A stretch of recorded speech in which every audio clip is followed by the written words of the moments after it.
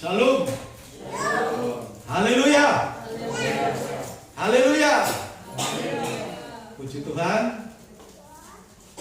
Mari kita langsung saja buka Alkitab kita, terambil dari Injil Yohanes pasal 21 ayat 1 sampai ayat yang ke-6. Kita akan membaca firman Tuhan ini secara berbalas-balasan. Injil Yohanes pasal 21 ayat 1 sampai 6. Demikian firman Tuhan. Kemudian Yesus menampakkan diri lagi kepada murid-muridnya di pantai Danau Tiberias, dan ia menampakkan diri sebagai berikut. Ayat 2. Di pantai itu berkumpul Simon Petrus, Thomas yang disebut Didimus, Nathanael dari Kana yang di Galilea, anak-anak Zebedius, dan dua orang muridnya yang lain. Kata Simon Petrus kepada mereka, "Aku pergi menangkap ikan." Kata mereka kepadanya, "Kami pergi juga dengan engkau." Mereka berangkat lalu naik ke perahu, tetapi malam itu mereka tidak menangkap apa-apa. 4.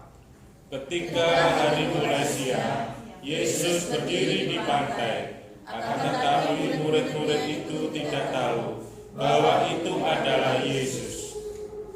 Kata Yesus kepada mereka, "Hai anak-anak, adakah kamu mempunyai lauk pauk?"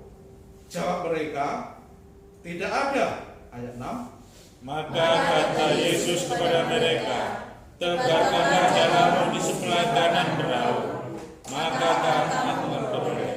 Lalu mereka menebarkannya, dan mereka tidak dapat menariknya lagi karena banyaknya ikan. Amin. Amin untuk sabda Tuhan. Sidang jemaat yang dikasihi Tuhan Yesus Kristus, pada pagi ini kita akan bersama-sama mendengarkan sabda Tuhan dengan judul Beriman dan Bekerja. Beriman dan bekerja. Saudara, tadi lagu terakhir menyatakan Dia yang memelihara, Dia yang akan mengenyangkan kita di dalam kita melalui menjalani segala musim kehidupan ini. Kalau dikatakan segala musim, berarti kadangkala Tuhan izinkan hidup ini mengalami musim semi. Semua bermekaran tampak indah. Daun-daun mulai bermekaran, bunga-bunga bermekaran. Tidak selang lama setelah musim semi, datanglah musim panas. Di musim panas ini ya ada yang panen, ada yang mulai merasakan gerahnya, ya, suhu yang semakin hari semakin panas. Dan seberapa lama berselang, berganti musim menjadi musim gugur. Daun-daun mulai menguning. Setelah menguning jadi coklat, lalu rontok berguguran.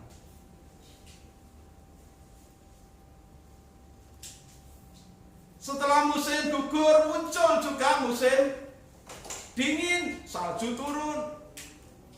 Itu kalau di negara sana. Tapi kalau di negeri kita ini hanya musim hujan dan musim kemarau.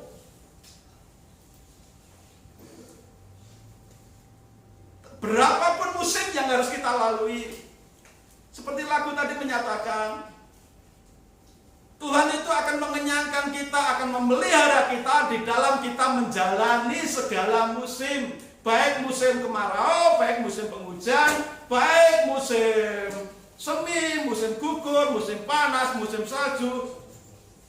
Tuhan sanggup memelihara hidup kita. Amin, saudara. Tapi bagaimana cara Tuhan memelihara kita?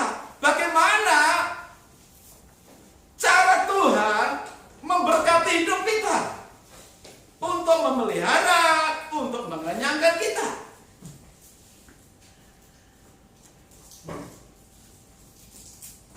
Tidak seperti burung. Ketika anaknya masih kecil-kecil, induknya akan membawa makanan lalu ditaruh di mulutnya.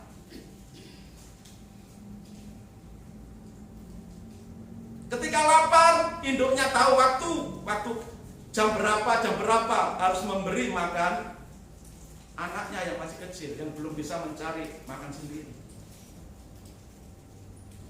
Tetapi kita manusia, Tuhan memang berjanji akan memelihara kita, memberkati kita, mengenyangkan kita, di dalam kita menjalani segala musim hidup kita. Baik musim panen, berkelimpahan, banyak panenan, hasil panenan, maupun saat-saat sulit di musim kering, tidak ada panenan, Tuhan akan sanggup memelihara kita. Tapi dengan cara bagaimana?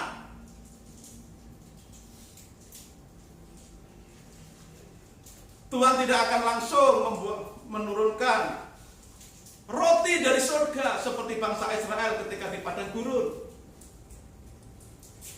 Ketika kita butuh daging, Tuhan tidak akan mengirimkan burung puyuh seperti Tuhan mengirimkan burung puyuh di padang pasir kepada bangsa Israel.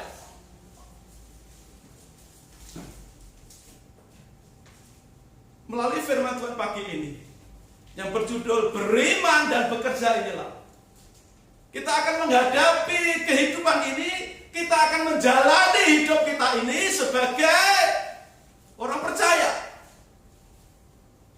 Modal kita beriman dan bekerja. Tetapi ketika ada orang yang rajin beribadah dan mengaku sebagai orang beriman, ada yang secara sinis menyatakan makan tuh iman, kita itu perlu uang, kita itu perlu nasi, makan tuh iman. Ada yang seperti itu. Tapi di sisi lain ada orang yang getol dalam bekerja, semangat dalam bekerja, sampai lupa waktu. Pokoknya hidup itu kerja, tidak sadar dan diperbudak oleh pekerjaannya sendiri. Yang satu mementingkan bagaimana kehidupan beriman tanpa mau bekerja, karena merasa Tuhan akan mendatangkan berkatnya secara ajaib. Tuhan sanggup membuat mukjizat dalam hidupku. Hanya dengan iman, uang datang, gemeruduk uang datang, berdatangan dari berbagai arah. Tiba-tiba ada orang mengirimkan uang kepadaku. Ini batara uang, karena kamu sudah duduk manis di rumah. Apakah seperti itu?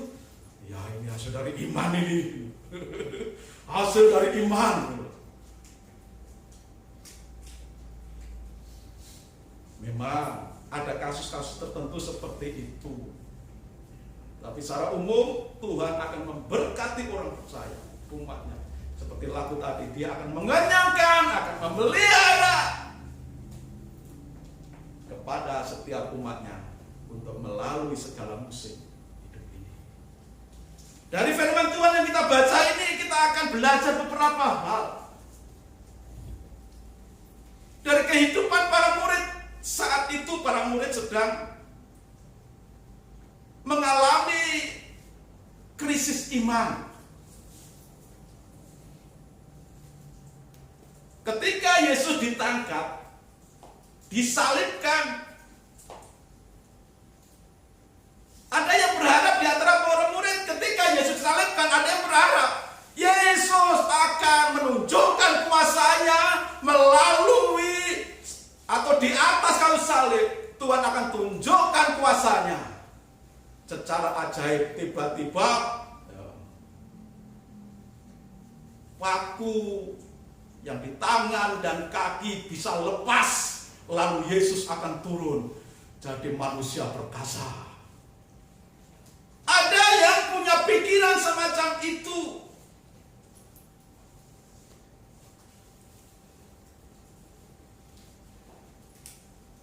Tetapi hal itu tidak terjadi dan tidak dilakukan oleh Tuhan. Yesus harus melalui atas kayu salib, dan Tuhan harus menjalani satu tahap berikutnya, yaitu dikuburkan 3 hari 3 malam di sana bangkit. Tetapi rupanya para murid ketika Yesus dikuburkan, para murid sudah seperti ayam yang kehilangan induk. Tidak tahu mau pergi kemana, tidak tahu apa yang akan diperbuatnya. Tidak lagi punya iman, tidak lagi punya kepercayaan bahwa Yesus sanggup bangkit dari kematian. Tidak ada. Sudah tidak ada lagi pengharapan di dalam diri para murid saat itu. Sehingga ketika kita baca ayat tadi, ketua gengnya di Petrus, ketua kelompoknya di Petrus, bilang pada teman-temannya, aku mau cari ikan . Lalu yang lain, teman-temannya yang lain, aku ikut. Lalu semalaman dikatakan, mereka pergi mencari ikan. Karena memang tidak punya pengharapan lagi kepada Tuhan Yesus. Bahwa mereka kembali dalam kehidupan lamanya tanpa Yesus. Maka mereka kembali bekerja. Dan dikatakan dalam bacaan kita tadi, semalaman mereka menangkap ikan, mereka tidak dapat apa-apa.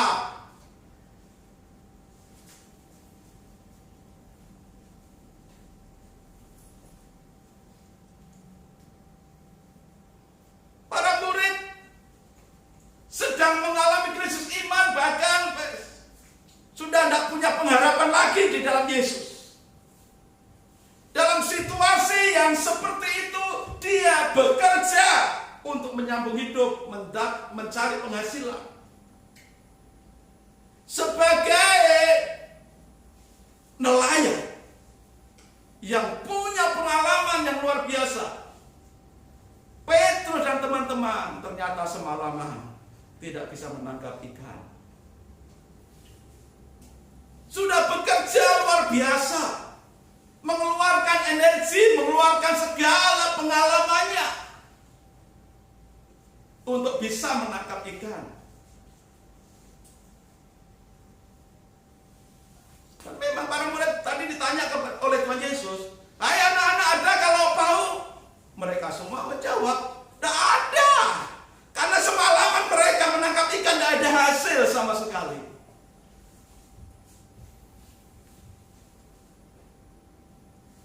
Mereka melakukan pekerjaan tanpa pengharapan di dalam Tuhan, tanpa iman.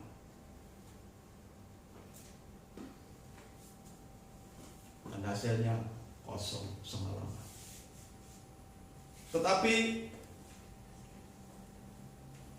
setelah mereka menjawab, "Tidak ada lauk pauk." Lalu Yesus bersabda di ayat selanjutnya, "Tebarkan jalamu di sebelah kanan."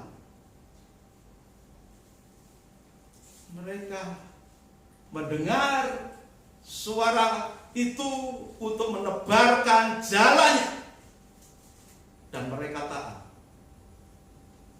Apa yang terjadi ketika mereka mentaati apa yang difirmankan Yesus? Ketika mereka tebarkan di sebelah kanan,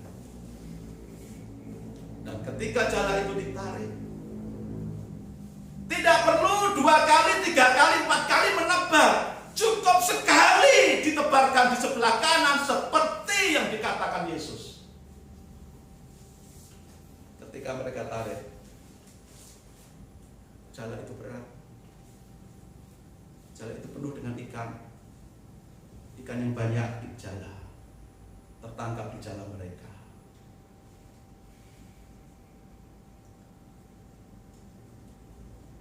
Mereka bekerja di awal pertama kali tanpa iman, tanpa pengharapan di dalam Yesus. Tetapi selanjutnya ketika mendengar perkataan Yesus, mereka mengimani, mereka mentaati. Yang terjadi terjadi adalah sekali gebrakan, sekali disebarkan jalan itu, jalannya penuh.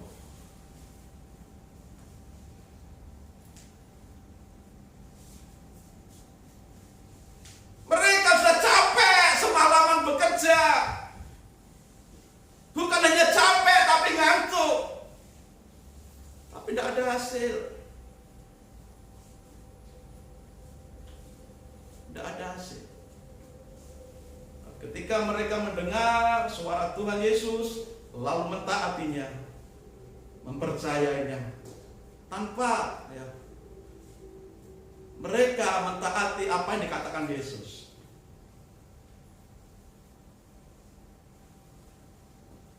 Mereka tidak akan mendapatkan hasil apa-apa. Hanya ketaatan kepada perkataan Yesus sajalah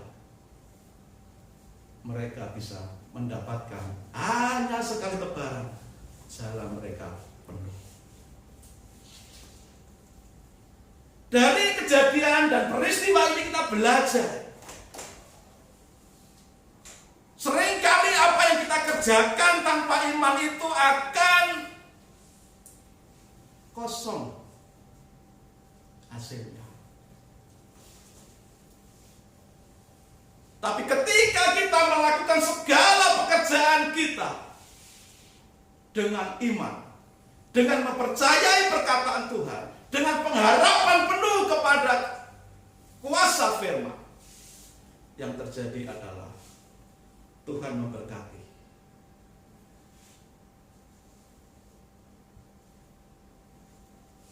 Sehingga pekerjaan kita akan menghasilkan.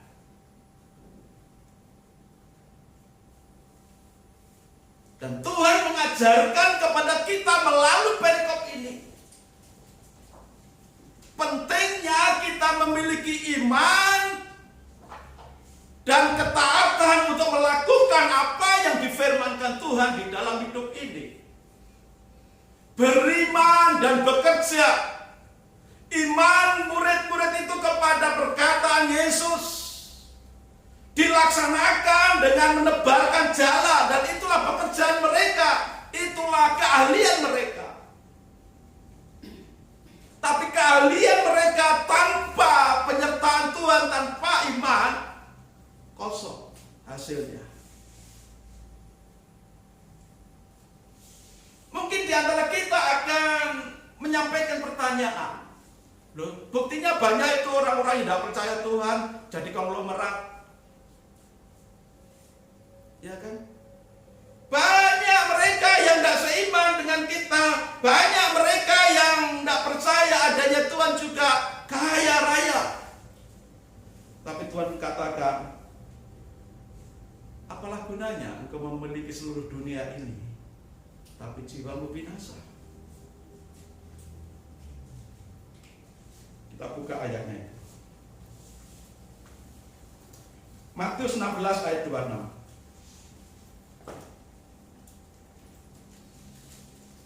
Matius 16 ayat 26. Apa gunanya seorang memperoleh seluruh dunia tetapi kehilangan nyawanya?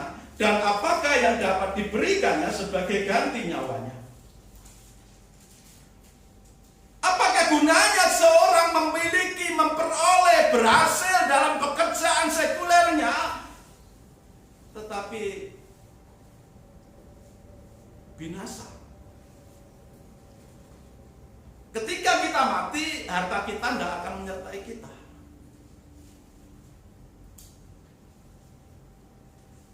Apa gunanya seluruh dunia ini kita miliki tapi jiwa kita binasa? Dan Tuhan menghendaki setiap kita beriman. Dan melalui iman inilah kita bekerja sesuai pimpinan Tuhan. Dan melalui pekerjaan kita yang kita kerjakan inilah Tuhan akan memberkati kita. Tuhan akan memelihara kita. Tuhan akan mengenyangkan kita seperti janjinya. Loh, bangsa Israel tidak bekerja, tapi Tuhan berkati dengan burung puyuh. Tidak bekerja itu bangsa Israel, tapi Tuhan berkati dengan makanan roti dari surga.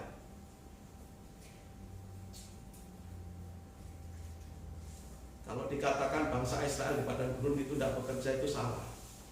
Bangsa Israel itu bekerja melakukan perintah Tuhan.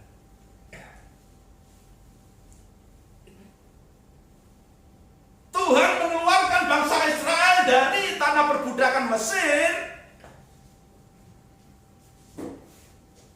dan Tuhan memberkati mereka sepanjang perjalanan mereka. Ketika mereka butuh perlindungan, Tuhan lindungi. Ketika mereka membutuhkan air, Tuhan berikan air. Ketika mereka lapar dan membutuhkan makanan yang mengenyangkan, Tuhan berikan buah puyuh.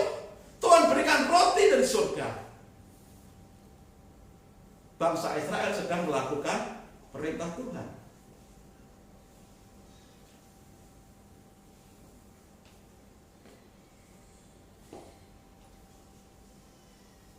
Orang beriman.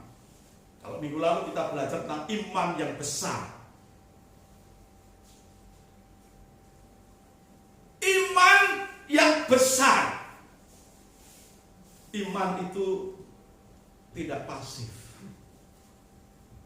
Kadang-kadang kita salah berpikir, salah berpendapat. Wis pokoknya beriman saja. Beriman dalam pengertian wis pokoknya nyerah dengan keadaan, percaya sajalah, tidak berbuat apa-apa, Tuhan sanggup memberkati.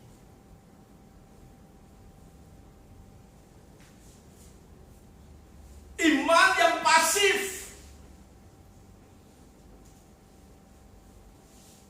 Iman yang pasif, iman yang tidak mau berbuat apa-apa.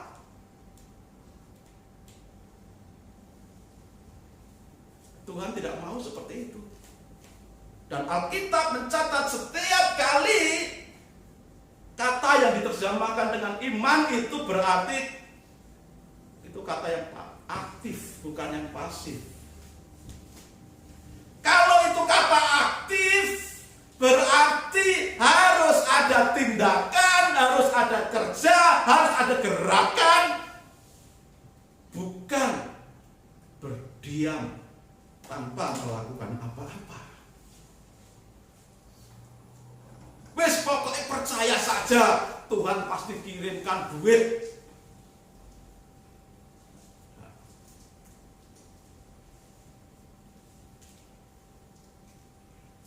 Bangsa Israel bekerja melakukan perintah Tuhan, berjalan di padang gurun, maka Tuhan berkati. Nah itu banyak kesaksian pendeta-pendeta cuma doa puasa saja Tuhan berkati. Iya, itu kan pendeta, hamba Tuhan, nabi, pekerjaannya itu, pekerjaan utamanya. Kalau pendeta, nabi, hamba Tuhan tidak banyak berdiam diri dalam doa, lalu bagaimana akan diberkati itu? Karena pekerjaan pendeta, pekerjaan hamba Tuhan kan begitu, saudara. Mendoakan, berdiam diri di hadapan Tuhan, mencari kehendak Tuhan, belajar kebenaran firman Tuhan untuk disampaikan kepada umatnya. Itu pekerjaannya, sesuai bidangnya masing-masing.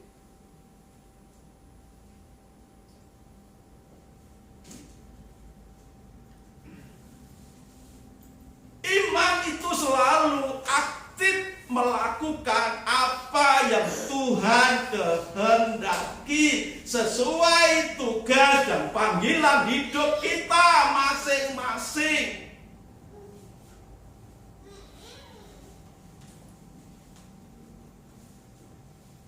Jadi bagi pendeta, bagi hamba Tuhan, bagi seorang nabi yang namanya berdoa, berdiam diri, itu adalah pekerjaannya. Berbeda dengan umat Tuhan secara umum yang pekerjaannya jualan di pasar dengan iman aja.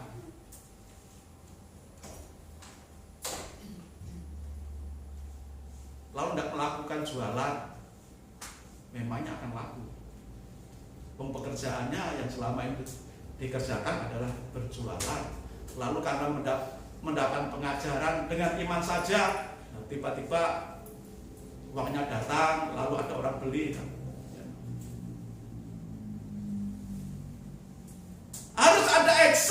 kita jualan, harus kita action, kita bekerja dengan baik, berjualan dengan baik. Kalau pemborong, memborong pekerjaan dengan baik. Iman menggerakkan orang untuk bekerja, aktif bekerja, sesuai panggilan hidupnya, sesuai bidang pekerjaannya. Tetapi tidak sekedar bekerja sesuai panggilan hidupnya, tapi bekerja dengan etos kerja yang benar sesuai dengan firman Tuhan.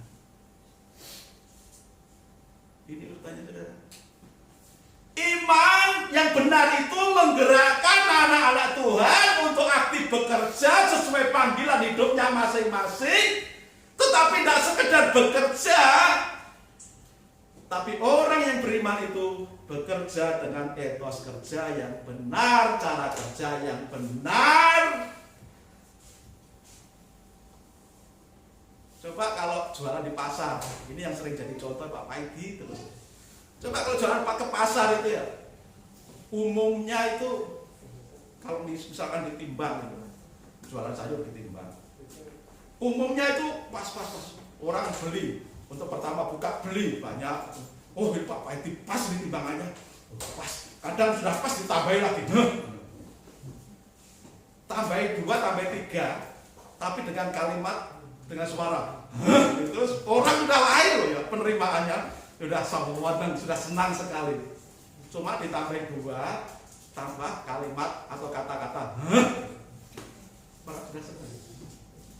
Tapi lama mungkin ya ditambahkan lagi, sudah di-enrate 1, enrate 2, enrate 3. Orang tahu nggak kira-kira, saudara? Tahu. Lama-lama, sekarang nggak ada lagi dah. Belanja ke Pak Paidi, enggak lah. Itu namanya cara kerja. Sudah benar orang beriman bekerja, tapi bekerja dengan benar. Nah ini yang mesti saya dengar kesaksian dari Pak Paidi selalu menyampaikan kesaksian pekerjaan dengan benar. Ketika ada orang pesan, oh ternyata tidak jadi diambil, wah penuh kesabaran Pak Paidi menanggapinya. Wah. Jadi orang beriman itu digerakkan Tuhan bekerja sesuai panggilan hidupnya masing-masing yang ditugaskan oleh Tuhan, tetapi dalam bekerja itu dijalankan dengan benar, dengan takut akan Tuhan.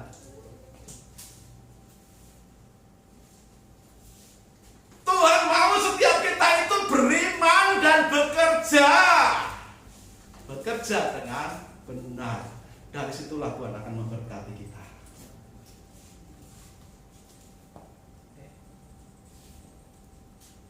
Kalau kita tidak bekerja dengan benar, sama artinya kita nutup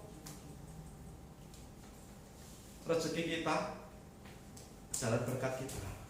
Karena melalui bekerja inilah Tuhan, ini jadi sarana Tuhan, ini menjadi alat Tuhan untuk memberkati kita.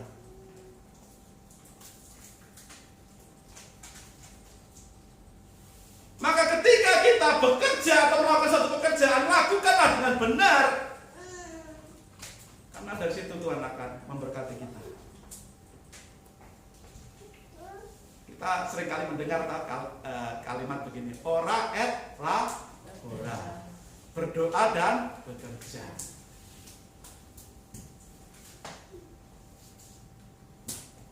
Kita beriman, kita bekerja dengan benar sesuai dengan firman Tuhan. Bekerja dengan benar itu jujur. Tidak korupsi waktu, tidak korupsi timbangan, tidak korupsi uang. Maka yakinlah akan selalu berkat itu mengalir dalam hidup kita. Kalau kita membaca dalam kitab Ibrani di pasal 11, di situ ada disebutkan pahlawan-pahlawan iman. Sudah, ayo kita buka aja. Ibrani 11 tentang pahlawan-pahlawan iman.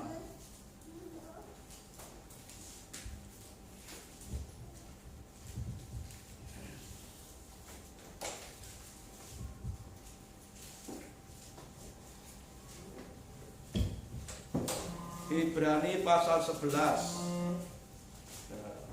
Judulnya saksi-saksi iman, tapi di versi yang lain disebut pahlawan iman. Kita cek saja nama-namanya. Yang pertama itu Habel, ayat yang keempat. Karena iman Habel telah mempersembahkan kepada Allah korban yang lebih baik daripada korban Kain, saudaranya. Habel bisa mempersembahkan korban yang lebih baik daripada korban saudaranya yang bernama Kain. Bagaimana Habel bisa memberikan yang terbaik, lebih baik daripada persembahan Kain? Habel ini seorang peternak. Dia berhasil dalam beternak sehingga hasilnya melimpah. Ternaknya sehat-sehat, ternaknya bagus-bagus, cocok untuk dipersembahkan kepada Tuhan. Bagaimana Habel bisa memberikan korban yang bagus kepada Tuhan? Karena dalam bekerja sebagai peternak dia melakukan dengan baik.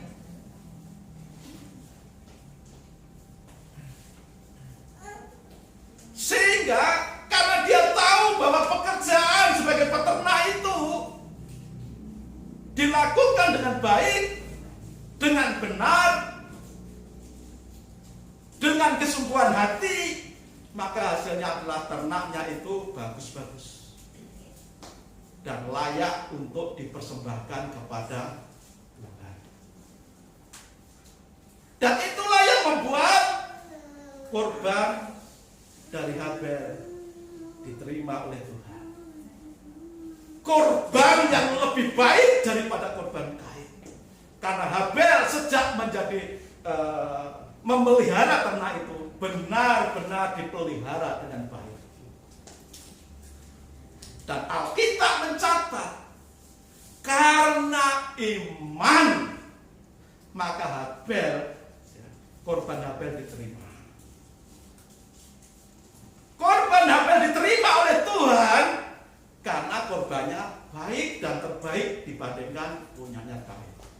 Dimulai dari mana? Saat dia bekerja memelihara ternak-ternaknya dilakukan dengan baik. Mengapa Habel bisa mengerjakan beternak dengan baik? Karena dia melakukan berdasarkan iman. Pengharapannya nanti kalau ternakku ini sehat-sehat akan kupersembahkan kepada Tuhan. Harapannya itu. Maka dia kerjakan dengan baik, memelihara ternaknya, diberi makan yang sehat-sehat, dimandiin, ya dipelihara dengan baik, sehingga semua ternaknya bisa bertumbuh dengan baik. Di antara ternak-ternak yang bertumbuh dengan baik itu diambil yang terbaik untuk Tuhan.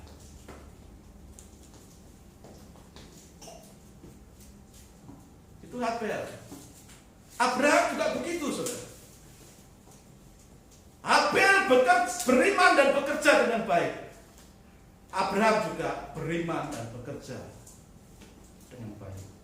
Abraham dikenal sebagai bapak orang beriman.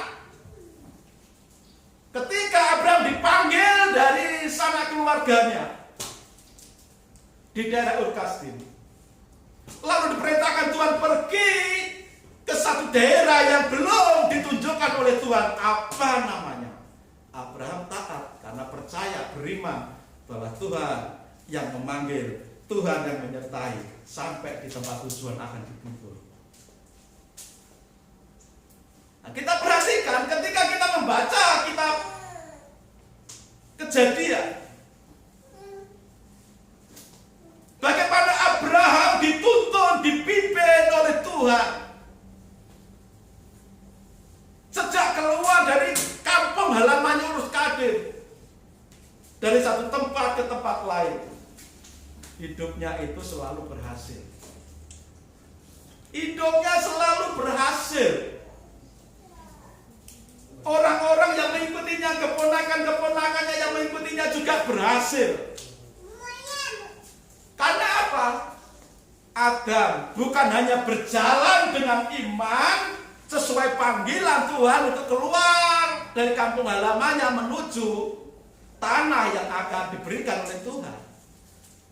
Tetapi Tuhan, Abraham bekerja, melakukan pekerjaannya dengan baik dimanapun dia singgah, dimanapun dia tinggal. Sehingga di tempat manapun dia singgah, dia tinggal untuk beberapa saat. Di situ harta kekayaannya bertambah-tambah. Sehingga dia sangat disegani dan ditakuti oleh banyak orang. Dan selanjutnya dalam semua sejarah kehidupannya tercatat dalam Alkitab, bagaimana Abraham itu dalam hidupnya beriman dan bekerja. Apa yang dikerjakannya itu adalah sebagai bukti apa yang dia imani. Dan Alkitab juga mencatat bahwa karena perbuatannya itulah, pekerjaannya yang dilakukan karena iman kepada Tuhan itulah, maka Abraham dibenarkan oleh Tuhan. Siapa lagi? Yusuf juga termasuk tokoh yang luar biasa. Imannya perlu kita teladani, kita contoh. Di masa-masa sulit, mulai dari hidup bersama dengan keluarganya, dengan saudara-saudaranya. Dalam masa-masa yang enak karena dia sangat disayang oleh kedua orang tuanya, Yusuf tetap percaya dan beriman kepada Tuhan. Bahkan ketika sanak saudaranya iri, lalu dia dimasukkan ke sumur dan dijual ke orang-orang Ismail. Sampai di rumah Potifar, Yusuf tetap menjadi pribadi yang beriman. Tetapi di setiap musim kehidupan Yusuf, mulai dari rumahnya sampai dia dimasukkan ke sumur, terus dijual, lalu masuk ke rumah Potifar, dan terus pada akhirnya menjadi orang nomor 2 setelah Raja Firaun. Kita lihat karirnya selalu menanjak, walaupun selalu mengalami masa-masa sulit, tapi justru di masa-masa sulit itu Yusuf selalu karirnya menanjak. Memang ada kadang terjatuh, luar biasa jatuhnya, tetapi pada akhirnya Tuhan mengangkat tinggi karir Yusuf. Kenapa?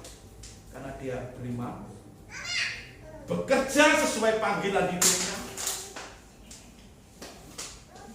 secara profesional.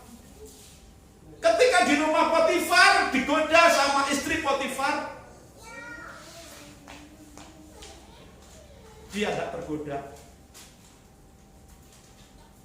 Walaupun dia menjadi orang yang sangat dipercaya untuk mengelola keuangan keluarga Potifar, dia tidak korupsi. Dia mengatur seluruh rumah tangga Potifar dengan baik, manajer yang baik. Walaupun dia difitnah, telah melakukan perbuatan yang tidak senonoh, dia tidak membalas kejahatan dengan kejahatan. Dia rela difitnah dan dimasukkan ke dalam penjara. Tapi di dalam penjara itu pun Tuhan pakai dia luar biasa. Dia tetap menjadi pribadi yang beriman dan tetap melakukan pekerjaan Tuhan dalam hidupnya.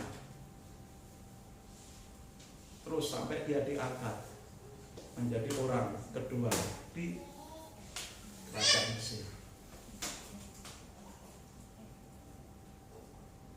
Segala musim hidup, masa senang, masa susah dilewati oleh Yusuf. Tapi dia tetap beriman, tetap bekerja secara profesional, karena dia takut akan Tuhan. Dan Tuhan akan terus mengangkat dia tinggi.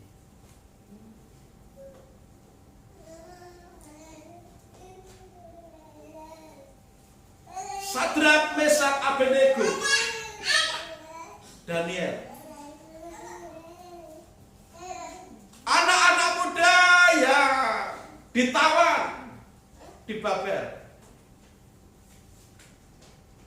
Tapi di negeri di mana dia dibuang, mereka dibuang, mereka tetap beriman, mereka tetap profesional melakukan pekerjaannya dengan baik, sehingga Sadrak, Meshak, Abednego dan Daniel menjadi anak-anak muda yang terkemuka, yang terdepan, yang terbaik, bahkan ketika dibandingkan dengan penduduk asli Babel.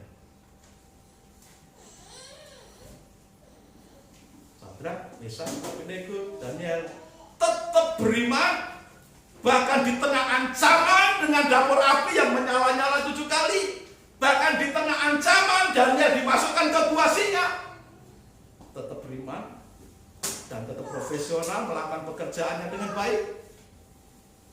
Akhirnya mereka diangkat oleh Tuhan dalam posisi yang tinggi.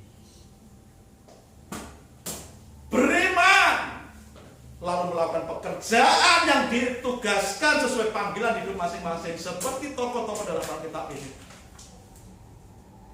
Hal serupa juga Tuhan tugaskan kepada kita.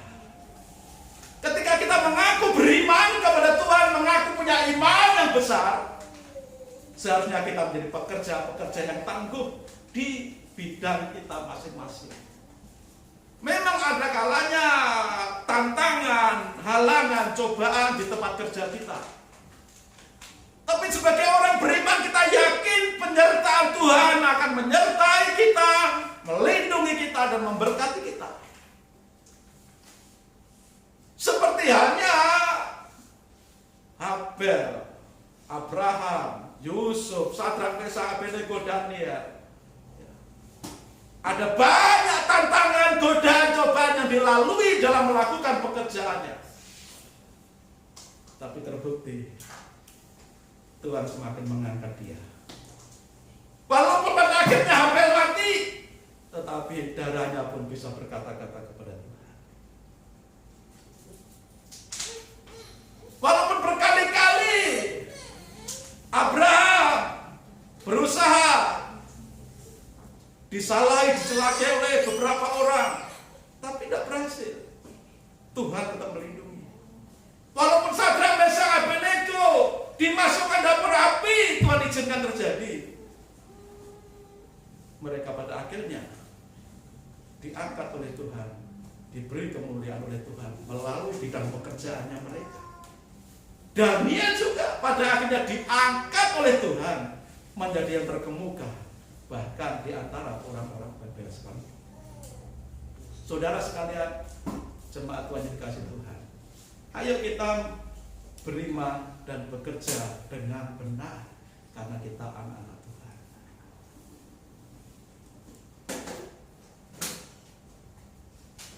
Ketika kita membaca dalam kisah perumpamaan Tuhan Yesus tentang talenta, ada perumpamaan tentang talenta.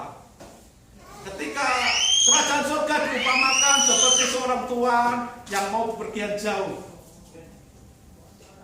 lalu kepada 3 orang hambanya, yang satu diberi 5 talenta, yang nomor 2 diberikan 2 talenta, yang nomor 3 diberikan 1 talenta, dengan pesan supaya talenta-talenta itu diusahakan, dikembangkan. Maka nanti setelah sang tuan datang dari bepergiannya, akan dimintai pertanggungjawabannya. Dan benar, ketika sang tuan datang, lalu dipanggillah ketiga hambanya yang sudah diserai talenta masing-masing sesuai dengan kemampuannya. Yang diberi 5 talenta dia serahkan, Tuhan ini 5 talenta yang Tuhan berikan sudah menjadi 10 talenta. Yang 2 talenta juga menghadap tuannya, Tuhan, 2 talenta yang Tuhan serahkan kepada saya, sudah saya usahakan, sudah saya lakukan untuk dikembangkan, hasilnya 4 talenta. Yang terakhir, yang 1 talenta, Tuhan ini 1 talenta Tuhan, tetap masih 1.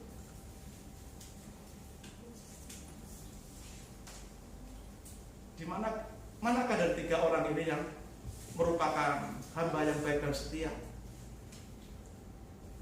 yang diberi 5 talenta dan diberi 2 talenta? Sementara yang diberi 1 talenta, walaupun cuma 1, tapi tidak dikembangkan.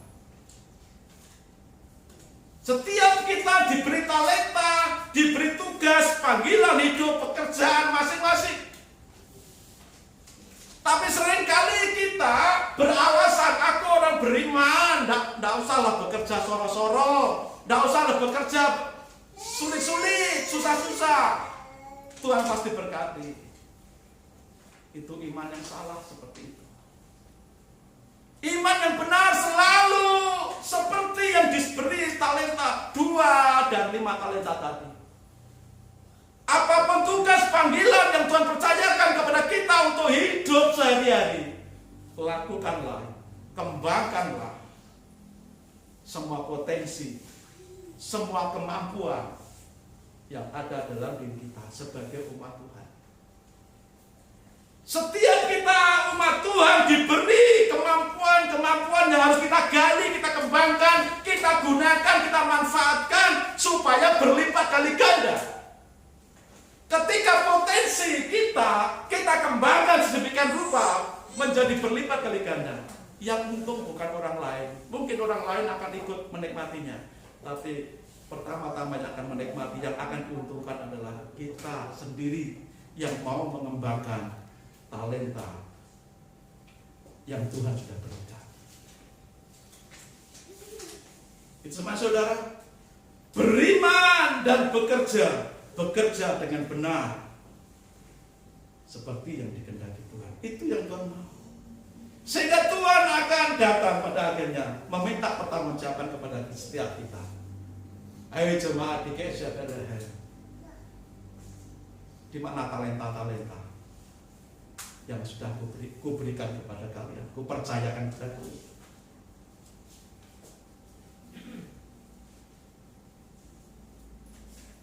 Kalau kita mengembangkan, menggali potensi diri kita, lalu kita kembangkan, kita manfaatkan, Tuhan akan senang dan akan berkata, hai engkau hambaku yang baik dan setia, mari turutlah dalam kebahagiaan Tuhanmu.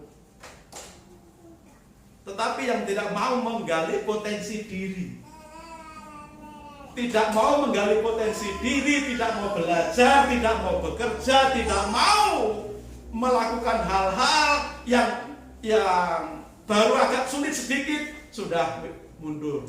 Menghadapi tantangan sedikit, sudah tidak mau maju. Orang semacam ini pada akhirnya Tuhan akan marah. Dan Tuhan katakan, hai engkau hambaku yang jahat. Kenapa dikatakan jahat? Sudah diberi kepercayaan, tapi tidak memanfaatkannya dengan baik. Maka sebagai umat Tuhan di KSJPLH, mari beriman dan bekerja dengan benar sesuai dengan panggilan hidup kita masing-masing, karena dari situlah Tuhan akan memberkati kita. Amin. Apapun pekerjaanmu hari ini, lakukanlah dengan benar, dengan iman. Dari situ Tuhan akan memberkati kehidupan.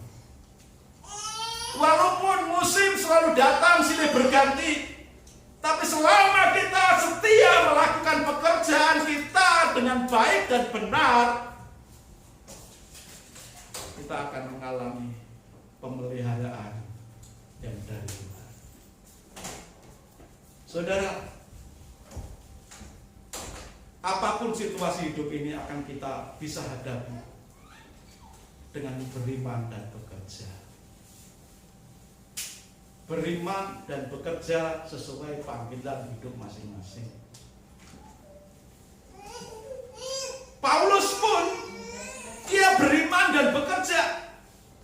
Tapi apa yang dilakukan Paulus sesuai dengan panggilannya.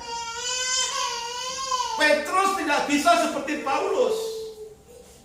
Yohanes tidak bisa seperti Paulus. Tapi apa yang dilakukan Paulus itu adalah sesuai dengan panggilan hidupnya, melayani Tuhan dan bekerja.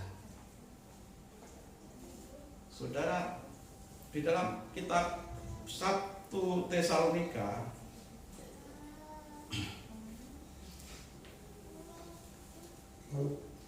Ya, 1 Tesalonika 4 ayat 11 dan 12. Ayat 11 dan 12, 1 Tesalonika 4. Dan anggaplah sebagai suatu kehormatan untuk hidup tenang, untuk mengurus persoalan-persoalan sendiri. Perhatikan garis bawah ini, dan bekerja dengan tangan seperti yang telah kami pesankan kepadamu. Bekerja dengan tangan seperti yang telah kami pesankan kepadamu, sehingga kamu hidup sebagai orang-orang sopan di mata orang luar dan tidak bergantung kepada mereka. Kenapa Tuhan mengajarkan kepada setiap umatnya untuk beriman dan bekerja dengan benar? Supaya kita bisa menjadi berkat bagi orang lain. Itu maksudnya. Supaya kita bisa jadi berkat dan tidak bergantung kepada orang, tapi bergantung kepada Tuhan. Melalui pekerjaan kita ini, kita akan jadi kesaksian, menjadi berkat bagi orang lain. Melalui kita bekerja, kita mencukupi kebutuhan hidup kita sendiri. Melalui kita bekerja, Tuhan punya saluran untuk memberkati kita. Tuhan memberkati kita itu melalui pekerjaan kita masing-masing. Memang ada kalanya Tuhan izinkan terjadi di peristiwa-peristiwa tertentu, kasus-kasus tertentu, ya, di luar pemikiran kita. Hanya cuma di batin saja, tiba-tiba ada orang mengantarkan makanan. Hanya misalkan dipikirkan saja, tiba-tiba orang membawa sesuatu seperti apa yang kita pikirkan. Iya, itu dalam kasus-kasus tertentu. Tetapi Tuhan memberkati kita secara umum melalui pekerjaan kita, melalui aktivitas kita yang kita kerjakan sesuai panggilan kita masing-masing. Beriman, orang beriman pasti aktif bekerja dengan benar. Orang beriman walaupun bekerja, dia tidak lupa kewajibannya kepada Tuhan. Orang yang beriman walaupun dia sibuk bekerja, tidak lupa kewajibannya, tanggung jawabnya, tugas-tugasnya kepada Tuhan. Apa tanggung jawab orang percaya kepada Tuhan? Sebagai orang beriman, beribadah. Begitu? Membawa korban kepada Tuhan. Korban apa? Persembahan diri. Persembahan diri itu korban kita kepada Tuhan. Korban tangan. Setiap kita datang ke rumah Tuhan membawa persembahan-persembahan. Selama sekian waktu, sekian hari kita bekerja, Tuhan berkati. Maka Tuhan perintahkan, jangan kau datang ke rumah Tuhan dengan tangan hampa. Membawa persembahan. Selain memberi diri sebagai persembahan yang hidup, bawa persembahan kepada Tuhan. Dan itulah tanggung jawab kita. Jangan sampai kita bekerja, sibuk bekerja, fokus di bekerja, lupa waktu untuk Tuhan. Orang yang beriman dengan benar pasti pekerja yang tangguh dan pekerja yang benar di bidangnya. Dan orang yang beriman di dalam kesibukan pekerjaannya tidak akan pernah melupakan. Kalau ada orang yang mengaku beriman tapi melupakan waktunya untuk Tuhan, kalau ada orang yang mengaku beriman tapi tidak memenuhi kewajibannya kepada Tuhan dalam hal ibadah kepada Tuhan, tapi dipertanyakan imannya, ini iman yang benar atau tidak? Iman yang benar selalu bekerja dengan benar, dan dalam bekerja itu selalu ingat Tuhan. Dari situlah perputarannya. Orang beriman bekerja, diberkati Tuhan, di dalam pekerjaannya ada lupa Tuhan. Semakin kita melakukan ya, tanggung jawab kita kepada Tuhan dalam hal ibadah, Tuhan akan semakin, oh kamu setia dalam perkara kecil. Kan kelihatannya kecil, menyisihkan waktu 1 minggu cuma 2 jam di gereja. 1 minggu loh saudara.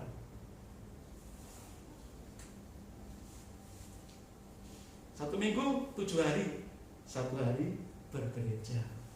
Tapi dalam 1 hari tidak 1 hari full 24 jam, 2 jam. Berapa persen dari waktu totalnya saudara? 1 minggu.